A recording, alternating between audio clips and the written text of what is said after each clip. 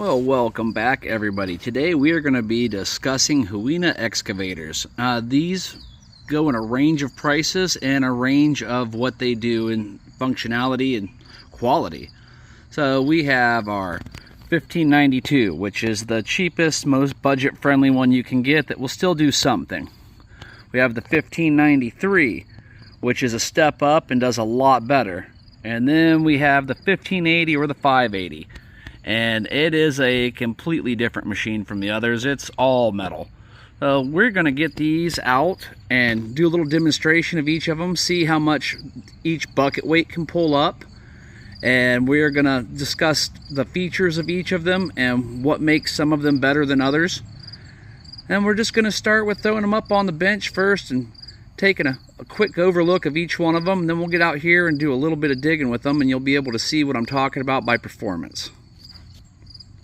Well, we're going to start off with our 1592. This is the cheapest of all the ones out there in this whole range group. And this comes in, you can usually find these between $130 and $160 from the prices I have currently found. Now, with this, you get plastic shell, metal bucket, and you get rubber tracks. Now with this one also, you will have a worm gear drive. You can see the gear right there. And I did more of an exploded view of what a worm gear drive looks like. Now a worm gear drive is really pretty good for low range rock crawling, and it can act as its own drag brake. But for this situation, it cannot provide as much torque as a lead screw drive, which is what the other two are working with. Now, this will cause a clicking noise when it reaches all it can handle. So if you're digging in and it starts to bind on, it'll start just doing a click, click, click, click, click, click, click, click. You'll hear it when we get going. And we have 680 degrees of rotation with this when we're spinning around. When you reach the end of your rotation, it'll also start clicking. You'll have to spin around the other way. Now, when I put this on the scales, it came in at 5.19 pounds, 84.5 ounces. And here, and after we go through and take a quick look at everything, we're going to use this, attach it, and see how much weight the bucket can pull up before it deadens out, and this one will start clicking. But we'll also test it against all of the others. So this is your first option from Huina. I'm going to go ahead and get it off, and we're going to move it over to the 1593. This is our next step-up option. This is the 1593. These range from $150 to $250, depending on how many batteries, bucket accessories, and whatnot you get with them. This one's actually getting ready to go live with one of my friends. Now that I've got so many, I need to make some room. This one also is a plastic shell, but it does have a little bit more alloy throughout. It's got a really nice sized bucket on it, probably the best sized bucket out of the three options. And with this one, you are getting a lead screw design. Now with a lead screw design, right here's our lead screw. Down in here sets a servo. That servo will spin this lead screw, which I've drawn an illustration back there, and that will provide a lot more torque than the worm gear drive. So you're able to dig in a lot harder materials, a lot harder non-prepared dirts with this than you could with the worm gear drive. This is probably my favorite, just coming out of everything, trying to get into construction, looking for one that's probably decent but won't kill the bank. This is probably my favorite option for that.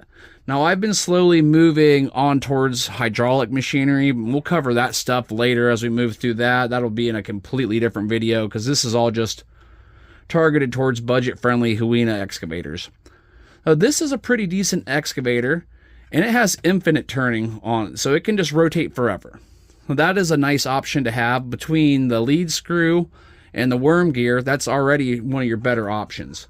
Now, this one weighs 6.83 pounds. So we are just a little over a pound more on this one, and 110 ounces. Now the weight does come into play. You know, that's one of the reasons I'm saying this is, so if your arm is really strong and you don't have a whole lot of weight to hold you down, when you start digging, you're going to pull your machine forward. instead of digging into the ground. And so you need a little bit of weight there just so you can have enough leverage to be able to pull in your bucket and get a nice scoop of dirt. I'm going to pull this one off the table, and we're going to throw the 580 up there. That's about the best you can get in the Huina lineup in lead screw. They do have some hydraulics.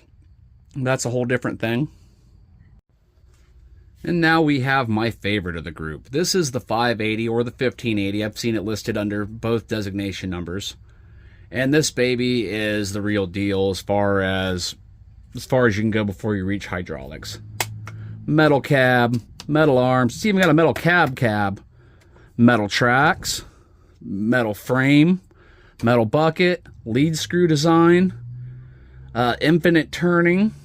This one weighs 12.31 pounds, so it is pretty much literally twice the weight of the others. 197.5 ounces.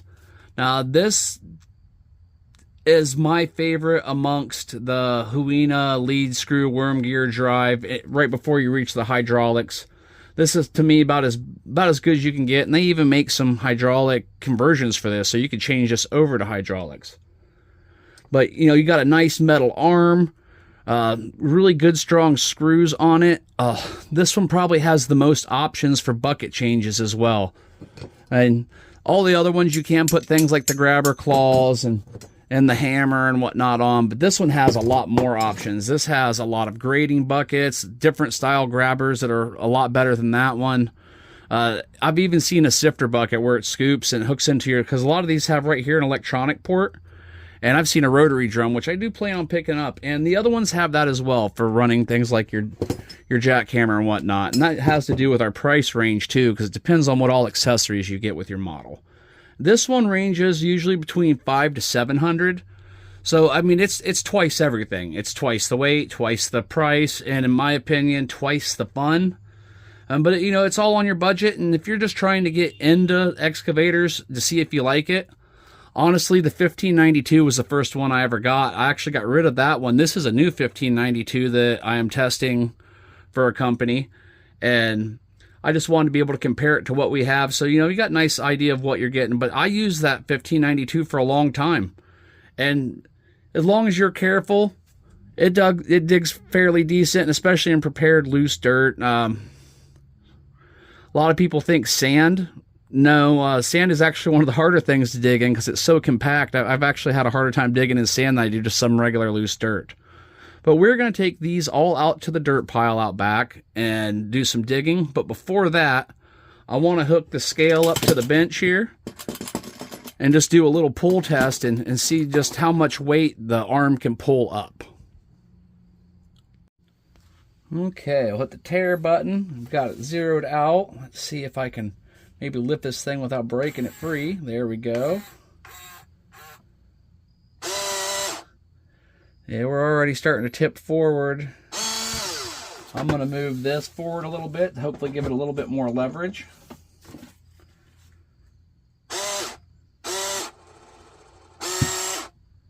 And this is what I'm talking about by the weight. You see how we're lifting the whole machine up here?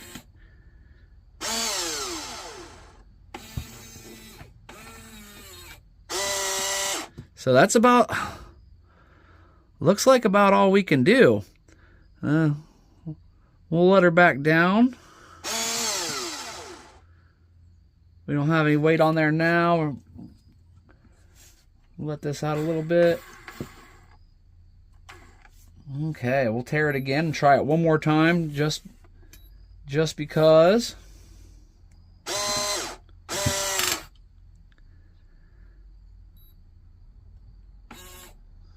So you see, that's about what we can get out of it. It's, you know, close to 2 pounds, 1.95 pounds, and it's just pulling this thing up. Let's hook up our 1593 and see how much it can pull. So I'm going to put this down as 1.95 pounds. Just kind of curious what it can do if I hold the back down.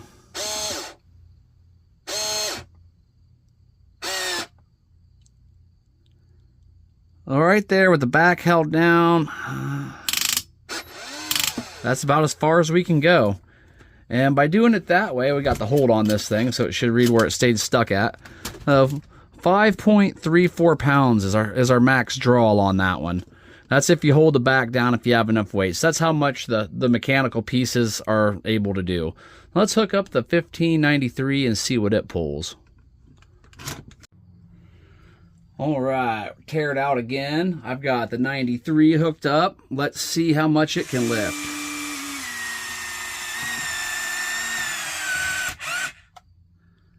All right, there, we're at about 3.54 pounds before it starts pulling the machine over. Now that's considerable amount more than the other. I'm gonna lay this arm back down. I'm gonna tear it. And then I'm gonna hold the back down and do it again.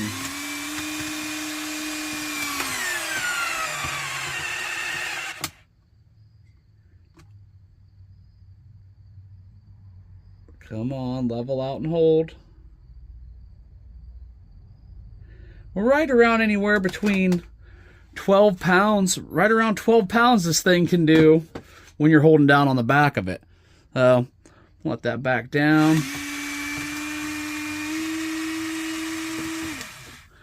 That's quite a bit of difference. Now I'm going to get the 580 up here. It should be around the same range as this because it probably has about the same screw actuators. The reason I had to put the board up here is because with the length of this, I need to add the board to be able to get full pull strength on that. We have the 580 hooked up, and as you can see, it's a much nicer radio. And this is the older version. The new version, I think, has a much nicer radio. We are teared out.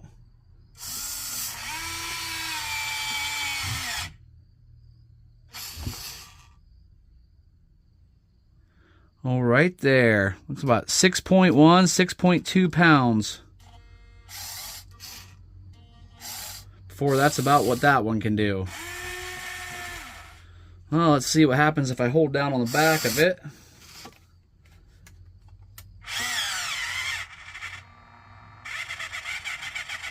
So yes, 13.8, real close to 14 pounds it looks like we can get on that on a full pull. Holding down the back. But you know, just by itself, to be able just to do the... I got my hold from where I let it set still for too long. Tear that back down. Release that a little bit. Come on, baby. We'll tear that. Now let's see, can I rehook that by myself? There we go.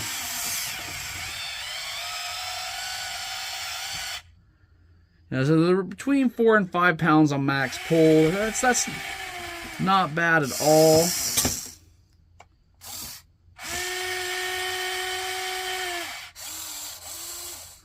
Now this one is my favorite machine out of the ones, and it does, you know, has the infinite rotation, much heavier.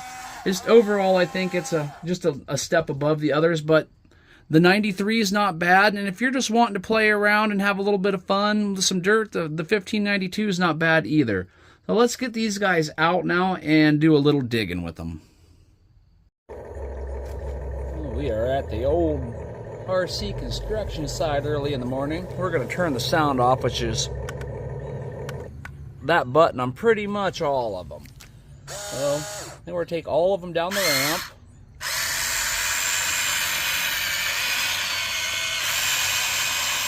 Turn them around.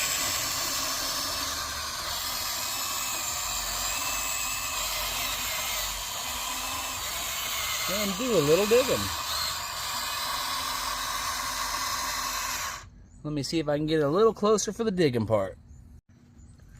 Okay, let's see how this guy digs. Turn this way a little bit.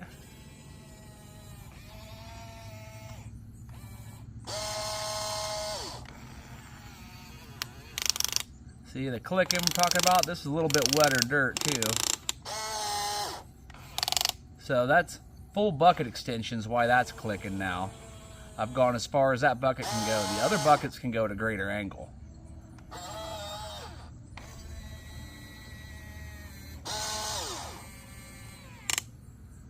Full extension clicking. This is what happens when you go all the way. You can no longer go that direction, so it gives you a little click warning. When you have the sound on, you don't notice as much, but it does get kind of annoying at times.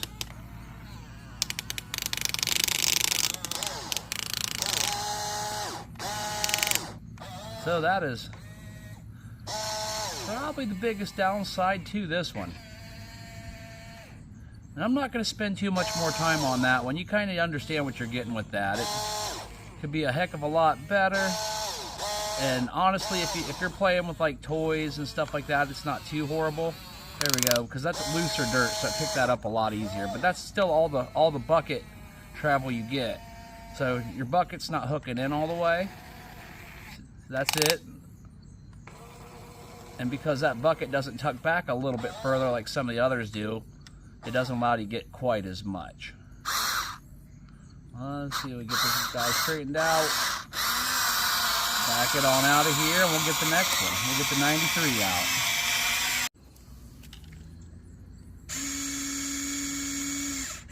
We have the 93.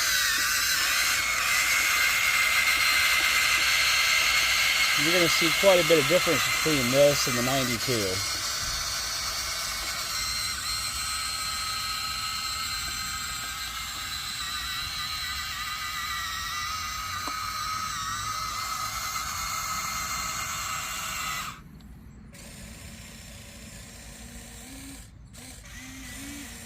First of all, clicking's a thing of the past.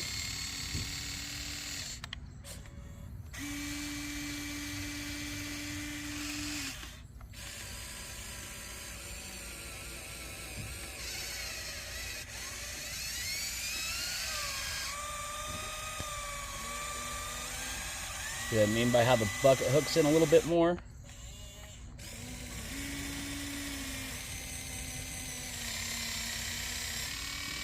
Get you a little bit closer on that one. Alright.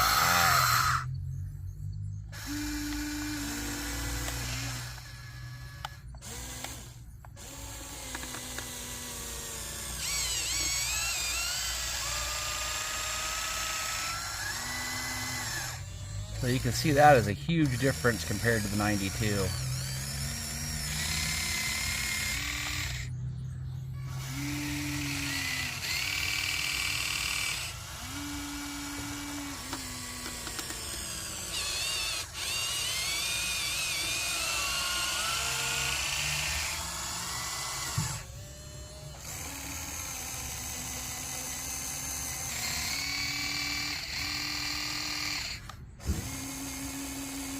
Alright, should probably get the 580 going.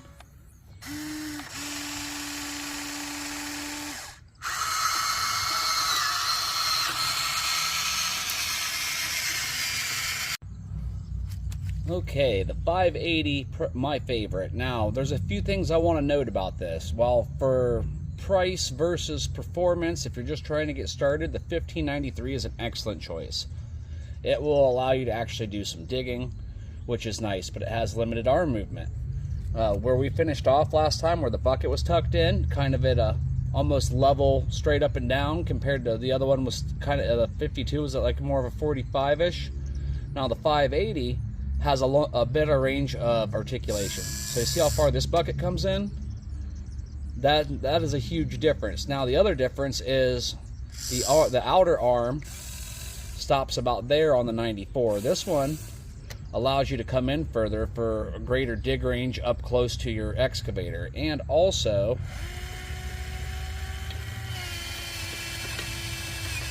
look how much more movement we have out of our lower arm. You can't do that with the other two. You can't pick them up like that.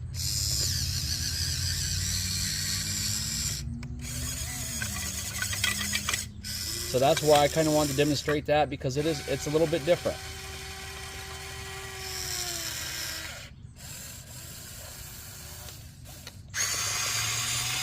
I do like the metal tracks more too. I like the way they sound. And I like the way they perform. They turn tighter.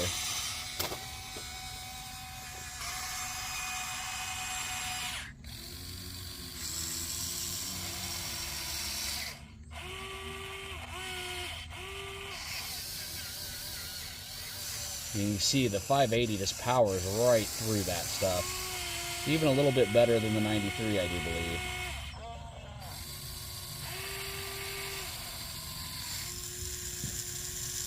That larger range of articulation for your arm really does help.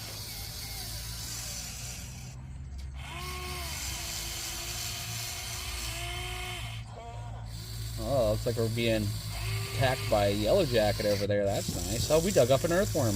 Huh. I'll put him back where he belongs. Let's get you in a little closer. A little bit closer.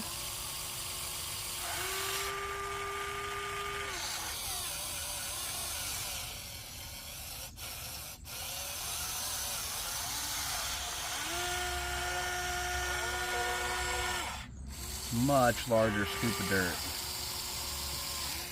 than you get out of the other two.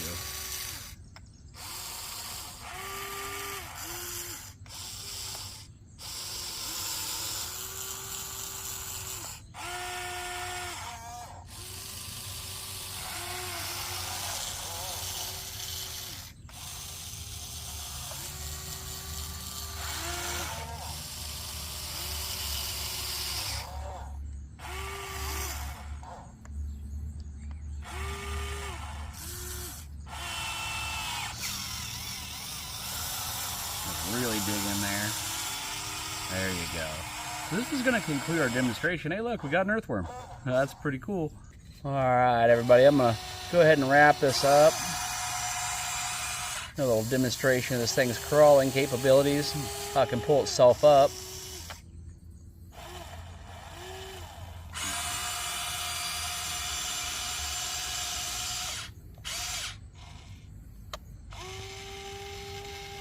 And, you know, as I said, the 580 is my favorite. The 93 is a daggone good option. It will get you in the realm of doing what you want to do.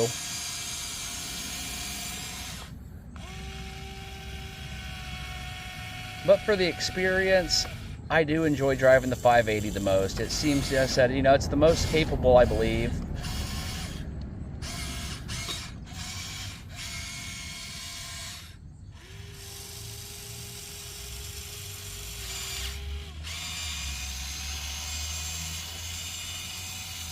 And to me, the most fun.